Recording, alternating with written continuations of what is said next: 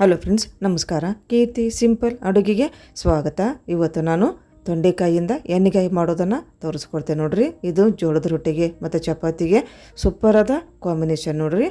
ಇದು ನೀವು ಕೂಡ ವಿಡಿಯೋನ ಯಾವುದೇ ರೀತಿ ಸ್ಕಿಪ್ ಮಾಡ್ದೆ ಈ ಒಂದು ರೆಸಿಪಿನ ನೀವು ಕೂಡ ಒಮ್ಮೆ ಟ್ರೈ ಮಾಡಿ ರುಚಿ ನೋಡ್ರಿ. ಇವಾಗ ತೊಂಡೆಕಾಯಿ ಎಣ್ಣೆಗಾಯಿ ಯಾವ ರೀತಿ ಮಾಡ್ಬೋದು ಅಂತ ನಾನು ತೋರಿಸ್ಕೊಡ್ತೇನೆ ನೋಡ್ರಿ. ಈಗ ತೊಂಡೆಕಾಯಿನ ನೀಟಾಗಿ ತೊಳ್ಕೊಂಡೇನ್ರಿ. ತೊಳ್ಕೊಂಡು ಇದನ್ನು ಕಟ್ ಮಾಡಿ ಇಟ್ಕೊಂಡೆ ನೋಡ್ರಿ. ನಾನು ಆಲ್ರೆಡಿ ಇವಾಗ ಬದ್ನಿಕಾಯಿನ ಯಾವ ರೀತಿ ಕಟ್ ಮಾಡ್ಕೊತೇವಲ್ಲ ಎಣ್ಣೆಗಾಯಿಗೆ ಅದೇ ರೀತಿನ ಪ್ಲಸ್ ಆಕಾರದಾಗ ಇದನ್ನು ಕೂಡ ನಾವು ಕಟ್ ಮಾಡಿ ಇಟ್ಕೋಬೇಕಾಕೈತಿ. ದೊಡ್ಡದಿದೇನ ಈ ರೀತಿ ನಡಕ್ಕೆ ಕಟ್ ಮಾಡಿಕೊಂಡು 2 ಭಾಗ ಮಾಡಿಕೊಂಡು ಅದನ್ನು ಕೂಡ ಪ್ಲಸ್ ಆಕಾರದಾಗ ಕಟ್ ಮಾಡಿ ಸಣ್ಣದನ್ನು ಕಟ್ ಮಾಡಿ ಇಟ್ಕೋಬೇಕಾಕೈತಿ ರೀ. ಈಗ ಇದನ್ನ ಸೈಡಿಗೆ ಇಟ್ಕೊಂಡ್ಬಿಡೋಣ ತೊಂಡೆಕಾಯಿನ. ಈಗ ಇದಕ್ಕೊಂದು ಮಸಾಲ ರೆಡಿ ಮಾಡ್ಕೊಳ್ಳೋಣ. ಗ್ಯಾಸಿನ ಮೇಲೆ ಒಂದು ಬಾಳ್ಗೆ ಇಟ್ಕೊಂಡು ಒಂದು 2 ರಿಂದ 3 ಉಳ್ಳಾಗಡ್ಡಿನ ಈ ರೀತಿ ಉದ್ದುದಕ್ಕೆ ದಪ್ಪ ಕಟ್ ಮಾಡಿ ಇಟ್ಕೊಂಡಿದ್ದು ನೋಡ್ರಿ. ನಾನೀಗ ಸ್ವಲ್ಪ ಎಣ್ಣೆ ಹಾಕ್ಕೊಂಡು ಇದು ಕಲರ್ ಚೇಂಜ್ ಆಗ್ಬೇಕು ರೀ. ಉಳ್ಳಾಗಡ್ಡಿದು ಅಲ್ಲಿ ತನಕನೂ ಹುರ್ಕೋಬೇಕಾಕೈತೆ ನೋಡ್ರಿ. ಈಗ ನೋಡ್ರಿ ಇಷ್ಟು ಕಲರ್ ಬಂದ್ರೆ ಸಾಕು ನಮ್ಗೆ. ಆದಷ್ಟು ಸಣ್ಣ ಉರಿಯಾಗ ಇದನ್ನು ಹುರ್ಕೋಬೇಕಾಕೈತೆ ರೀ ನಾವು. ಈಗ ಹುರಿದದ್ದಾಯ್ತು ನೋಡ್ರಿ. ಈಗ ಈ ಉಳ್ಳಾಗಡ್ಡಿನ ಮಿಕ್ಸಿ ಜಾರಿಗೆ ಹಾಕ್ಕೊಂಬಿಡೋಣ್ರಿ. ಈಗ ಅದೇ ಬಾಳಿಗೆಗೆ ಒಂದು ಟೊಮೆಟೊನ ಹಾಕ್ಕೊಂಬಿಡೋಣ. ಹಾಕ್ಕೊಂಡು ಸ್ವಲ್ಪ ಎಣ್ಣೆ ಹಾಕೋಣ. ಎಣ್ಣೆ ಹಾಕಿ ಅದು ಕೂಡ ಸಾಫ್ಟ್ ಆಗ್ಬೇಕು, ಅದು ಟೊಮೆಟೊನು ಅಲ್ಲಿ ತನಕನೂ ಹುರ್ಕೊಂಡ್ರಿ. ಅದಾದ ನಂತರ ಒಂದು ಬೆಳ್ಳುಳ್ಳಿ ಹಾಕೋಣ. ಅದನ್ನು ಕೂಡ ಚಲೋ ತಂಗ ಹುರ್ಕೊಂಬಿಡೋಣ್ರಿ. ಇದೇ ಒಂದು ಬಾಳಿಗೆಯಾಗ ಈಗ ಕರಿಬೇವು ಹಾಕ್ಕೊಂಡ್ರೆ ಒಂದೇ ಸುಳ್ಳು ಕರಿಬೇವನ್ನು ಕೂಡ ಈಗ ಹಾಕ್ಕೊಂಬಿಡೋಣ. ಹಾಕ್ಕೊಂಡು ಅದನ್ನು ಕೂಡ ಚಲೋ ತಂಗ ಹುರ್ಕೊಂಬಿಡೋಣ. ಇವಾಗ ಹಸಿಮೆಣ್ಸಿನ್ಕಾಯಿ ಹಾಕೋಣ ನೋಡ್ರಿ.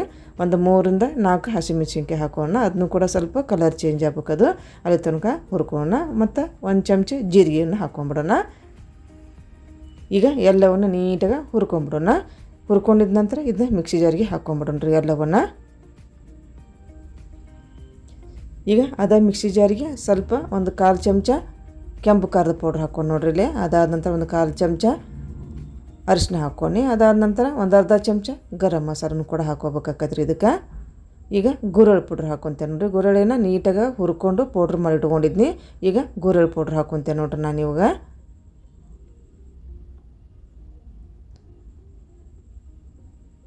ಈಗ ಒಂದು 2 ಚಮಚ ಗುರೆಳ್ಳು ಪೌಡ್ರ್ ಹಾಕ್ಕೊಂಡು ನೋಡ್ರಿ. ಅದಾದ ನಂತರ ಶೇಂಗಾ ಪೌಡ್ರ್ ಹಾಕ್ಕೊತೇನೆ ನೋಡ್ರಿ. ಶೇಂಗಾವನ್ನು ನೀಟಾಗಿ ಹುರ್ಕೊಂಡು ಸಿಪ್ಪಿ ತೆಗೆದು ಅದನ್ನ ಪೌಡ್ರ್ ಮಾಡಿ ಇಟ್ಕೊಂಡಿದ್ದು ನಾನು. ಶೇಂಗಾ ಪೌಡ್ರ್ ಇದು ಅದನ್ನು ಕೂಡ ಒಂದು 2 ಚಮಚ ಜಾರಿಗೆ ಹಾಕ್ಕೊಂಬಿಡ್ತೇನೆ ನೋಡ್ರಿ ನಾನು. ಈಗ ಒಂದು 2 ಚಮಚ ಶೇಂಗಾ ಪೌಡ್ರ್ ಹಾಕ್ಕೊಂಡು ನೋಡ್ರಿ ನಾನಿಲ್ಲೇ. ಈಗ ಹುಣಸೆಹಣ್ಣಿನ ರಸ ಹಾಕ್ಕೊತೇನೆ ನೋಡ್ರಿ. ಈಗ ಸ್ವಲ್ಪ ಬೆಲ್ಲ ಹಾಕ್ಕೋಬೇಕು. ಹುಣಸೆಹಣ್ಣು ರಸ ಹಾಕಿದ್ರಿಂದ ಬೆಲ್ಲ ಹಾಕ್ಕೋಬೇಕಾಕೈತಿ. ಈಗ ಎಲ್ಲವನ್ನು ಮಿಕ್ಸಿ ಜಾರ್ನಾಗ ನೀಟಾಗಿ ಇದನ್ನ ಪೇಸ್ಟ್ ಮಾಡ್ಕೊಂಬಿಡೋಣ್ರಿ ಈಗ ನೋಡ್ರಿ ಇನ್ನೊಂದು ಸ್ವಲ್ಪ ಸಣ್ಣ ಮಾಡ್ಕೋಬೇಕು. ಇವಾಗ ಸ್ವಲ್ಪ ಉಪ್ಪು ಹಾಕ್ಕೊಂಡ್ರಿ ರುಚಿಗೆ ತಕ್ಕಷ್ಟು. ಮೊದ್ಲಿಗೆ ಹಾಕ್ಕೊಂಡಿದ್ದಿಲ್ಲ, ಇವಾಗ ಹಾಕ್ಕೊಂಡು ನೀಟಾಗಿ ಇದನ್ನ ಮಿಕ್ಸಿ ಮಾಡ್ಕೊಂಡು ಆದಷ್ಟು ಸಣ್ಣಗೆ ಮಸಾಲೆ ರೆಡಿ ಮಾಡಿದ್ರೆ ರುಚಿ ಬರ್ತೈತೆ ರೀ ಇದು ಎಣ್ಣೆಗಾಯಿ. ಈಗ ಎಲ್ಲ ಮಸಾಲ ರೆಡಿ ಮಾಡ್ಕೊಂಡಿದ್ದಾಯಿತು.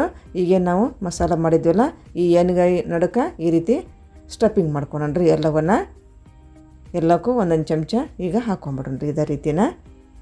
ಭಾಳ ಟೇಸ್ಟಿ ಅಂದ್ರೆ ಭಾಳ ಟೇಸ್ಟಿ ಆಕೈತೆ ರೀ ಇದು. ನೀವು ಕೂಡ ಈ ಒಂದು ರೆಸಿಪಿನ ರೊಟ್ಟಿ ಯಾವಾಗ ಮಾಡಿರ್ತಾರಲ್ಲ ಈ ಒಂದು ರೆಸಿಪಿನ ಟ್ರೈ ಮಾಡಿ ನೋಡ್ರಿ. ಈ ನೋಡ್ರಿ ಎಲ್ಲಕ್ಕೂ ತುಂಬ್ಕೊಂಡು ನಾನೀಗ ತೊಂಡೆಕಾಯಿಗೆ ಮಸಾಲವನ್ನು. ಈಗ ಮತ್ತು ಬಾಳ್ಗೆ ಒಳಗೆ ಸ್ವಲ್ಪ ಎಣ್ಣೆ ಹಾಕೋಣ. ಒಂದು 4 ಚಮಚ ಎಣ್ಣೆ ಹಾಕ್ಕೊಂಡು ನೋಡ್ರಿ. ಈಗ ಸ್ವಲ್ಪ ಎಣ್ಣೆ ಸ್ವಲ್ಪ ಕಾಯ್ಬೇಕ್ರಿ. ಅದು ಕಾದ ನಂತರ ಸಾಸಿವೆ ಜೀರಿಗೆನ ಹಾಕೋಬೇಕಾಕೈತೆ ರೀ. ಈಗ ಸಾಸಿವೆ ಜೀರಿಗೆ ಚಟಪಟ ಅಂತ ಸಿಡಿದ ಮೇಲೆ ಒಂದೇ ಸುಳು ಕರಿಬೇವನ್ನು ಕೂಡ ಹಾಕ್ಕೋಬೇಕಾಕೈತಿ. ಅದಾದ ನಂತರ ನಾವೇನು ಮಸಾಲ ತುಂಬ್ಕೊಂಡು ಇಟ್ಕೊಂಡಿದ್ದೀವಲ್ಲ ತೊಂಡೆಕಾಯಿನ ಈಗ ಬಾಳಿಗೆ ಹಾಕ್ಕೊಂಬಿಡೋಣ. ಹಾಕಿ ಸ್ವಲ್ಪ ಎಣ್ಣೆಯಾಗ ಒಂದು 5 ನಿಮಿಷ ಇದನ್ನ ಸ್ವಲ್ಪ ಕಲರ್ ಚೇಂಜ್ ಆಗ್ಬೇಕು, ಅಲ್ಲಿ ತನಕ ಸ್ವಲ್ಪ ಫ್ರೈ ಮಾಡ್ಕೋಬೇಕಾಕೈತಿ ರೀ. ಈಗ ನೋಡ್ರಿ ಒಂದು 5 ನಿಮಿಷ ಫ್ರೈ ಮಾಡ್ಕೊಂಡಿದ್ದಾಯ್ತು. ಈಗ ಉಳ್ದಂಥ ಈ ಜಾರ್ನಾಗೇನು ಮಸಾಲ ಇತ್ತಲ್ಲ ಅದಕ್ಕೆ ಸ್ವಲ್ಪ ನೀರು ಹಾಕ್ಕೊಂಡು ಅದ ಮಸಾಲವನ್ನು ಇದಕ್ಕೆ ಹಾಕ್ಕೊಂಬಿಟ್ಟು ನೋಡ್ರಿ ನಾನು ಇವಾಗ. ಈಗ ಪ್ಲೇಟ್ ಮುಚ್ಚಿ ಒಂದು 5 ನಿಮಿಷ ಇದನ್ನು ಅದಾಗನ ಬೇಯಿಸ್ಕೊಂಬಿಡೋಣ್ರಿ. ಈಗ ನೋಡ್ರಿ ಒಂದು 5 ನಿಮಿಷ ಕುದಿಸ್ಕೊಂಡಿದ್ದಾಯ್ತು. ಇವಾಗ ರೆಡಿ ಆದಂಗೆ ಆಯ್ತು. ಇವಾಗಿದ ಹಿಂಗೆ ಬಂದೈತೆ ನೋಡ್ರಿ ತೊಂಡೆಕಾಯಿ ಎಣ್ಣೆಗಾಯಿ. ನೀವು ಕೂಡ ಈ ಒಂದು ರೆಸಿಪಿನ ಟ್ರೈ ಮಾಡಿ ನೋಡಿರಿ. ಮತ್ತು ಈ ಒಂದು ರೆಸಿಪಿ ನೀವು ಲೈಕ್ ಆಗಿದ್ರೆ ಒಂದು ಲೈಕ್ ಮಾಡಿರಿ, ಆದಷ್ಟು ಶೇರ್ ಮಾಡಿರಿ, ಮತ್ತು ನನ್ನ ಚಾನಲ್ಗೆ ಸಬ್ಸ್ಕ್ರೈಬ್ ಮಾಡ್ಕೊಂಬಿಡ್ರಿ.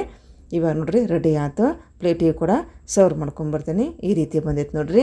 ನೋಡಿದ್ರೆ ತಿನ್ಬೇಕು ಅನಿಸ್ತೈತದ ನಿಮಗೂ ಕೂಡ. ಹಾಗಾದ್ರೆ ನಾ ಯಾವ ರೀತಿ ಮಾಡ್ಯಾನ ಅದೇ ರೀತಿಯ ನೀವು ಕೂಡ ಒಮ್ಮೆ ಟ್ರೈ ಮಾಡಿ ಒಮ್ಮೆ ಇದು ಟೇಸ್ಟ್ ನೋಡ್ರಿ. ಈಗ ನೋಡ್ರಿ ಪ್ಲೇಟಿಗೂ ಎಲ್ಲ ಸರ್ವ್ ಮಾಡ್ಕೊಂಡಿದ್ದಾಯಿತು. ಈ ರೀತಿ ಬಂದೈತಿ.